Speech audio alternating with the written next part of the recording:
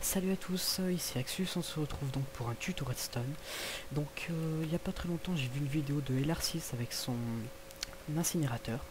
Et donc il nous l'a présenté surtout si jamais on voulait l'améliorer. Donc je me suis dit tiens pourquoi ne pas essayer d'améliorer l'incinérateur d'LR6. Donc du coup c'est ce que je vais faire.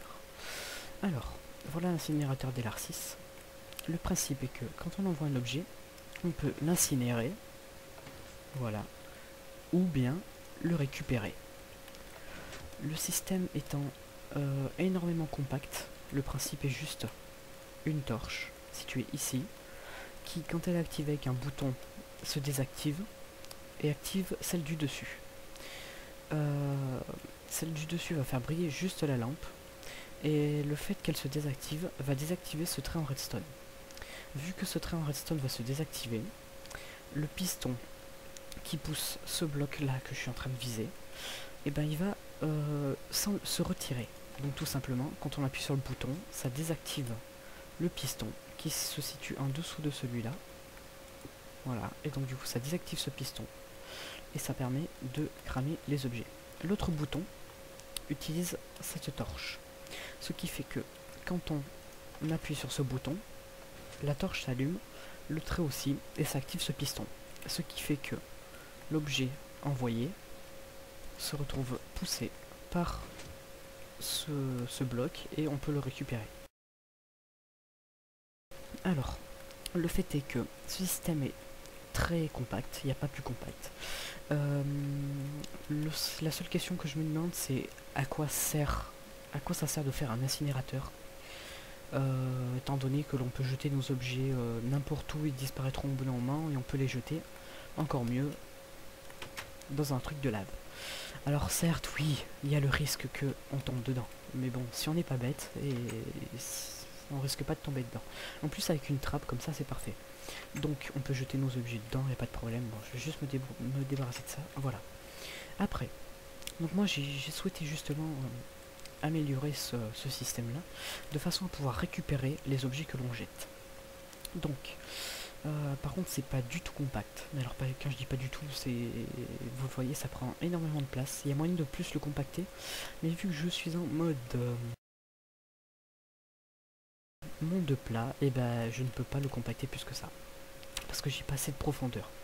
Donc le système est que quand l'on jette un objet, on peut soit le récupérer à l'aide de ce levier, soit l'envoyer au casse-pipe et il va se faire cramer. Donc il va descendre le courant tout doucement, tout doucement. Voilà, et il va se faire cramer. Ouf. Alors, le seul truc c'est que par exemple si on jette un objet, que l'on veut le récupérer, mais que quelqu'un appuie sur le bouton. Et que si nous on veut le récupérer, on a juste à appuyer sur ce levier. Voilà, l'objet redescend dans l'eau, il va venir ici. Voilà. Le problème avec le levier, c'est que quelqu'un peut le désactiver. C'est-à-dire que quelqu'un peut s'amuser à casser le levier rien que pour vous embêter. Donc, le système un peu plus sûr, c'est de mettre une plaque de pression. En mettant une plaque de pression et en restant dessus, bon, par contre ça active pas la lampe, mais en restant dessus vous êtes garanti de récupérer votre objet, à part si votre ami s'amuse à casser la plaque de pression, ce qui lui prendra quand même plus de temps que de désactiver un levier. Voilà, donc faut que je retrouve le levier. Voilà. Après, le système. Quand on appuie sur le bouton, ça active ce chemin de redstone, voilà, lequel est relié par un répéteur à ce piston. Ce piston s'active, et quand ce piston s'active, alors... Ah mince, petit bug. On va faire avec une... Voilà. Quand ce piston s'active, et il pousse l'autre piston, et grâce à cette torche, l'autre piston s'active automatiquement. Voilà. Le seul problème c'est que quand il est rétracté, et ben ce piston là n'est pas repris, n'est pas retiré par ce piston, étant donné qu'il est activé. Donc, en appuyant sur ce bouton là, en un premier temps, ce piston va pousser celui-là. Pendant ce temps là, la torche ici va se désactiver juste après que le piston ait été poussé, ce qui va faire que le bloc va être poussé très rapidement et va revenir très rapidement, et ainsi pendant ce court instant le bloc va retirer le piston. Alors c'est juste pour faire ce système là, il suffit juste de rajouter un répéteur, et il suffit juste de le rajouter en le mettant au maximum. Le court instant, ça permet de faire en sorte que le piston soit retiré, et c'est assez pratique. Donc voilà, donc là je vais débloquer le système, voilà. Ensuite, système un peu plus complexe, comment faire en sorte que l'eau ici n'aille pas à la lave, mais fasse un détour pour qu'on puisse le récupérer.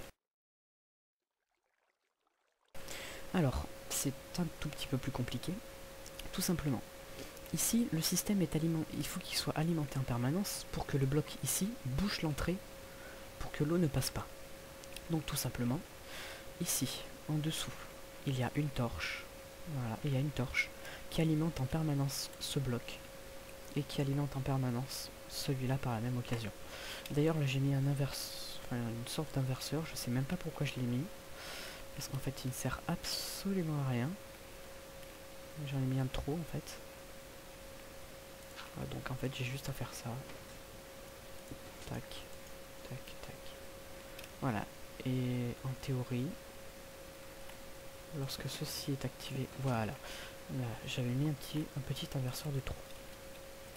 Voilà, donc oui, non c'est bon. Donc ici, quand le levier va être activé, voilà, automatiquement ce circuit va s'allumer, ce piston va se pousser pour que l'on puisse récupérer l'objet que l'on a mis, et en même temps ce piston va s'activer pour couper le système de redstone. Le fait de mettre un cube au-dessus de ce système de redstone, ça va faire qu'il va être coupé, et donc ça va être désalimenté. Le fait qu'il soit désalimenté, ça fait que le piston qui est en dessous de ce bloc va être activé. Le fait qu'il soit activé fait que ce bloc est en surface, et donc l'eau ne va pas couler jusqu'à la lave. Donc l'eau va s'écouler par ici, étant donné que ce piston a été désactivé, et donc l'objet va arriver ici, tout doucement. Voilà, alors après on peut mettre un bloc là pour que les gens ne puissent pas y passer, ça sert pas grand chose. À mon avis ça sert pas grand chose d'aller dans la machine. Voilà. Donc c'est ce système là qui permet de désactiver la redstone et de désactiver les deux à la fois. Tout simplement.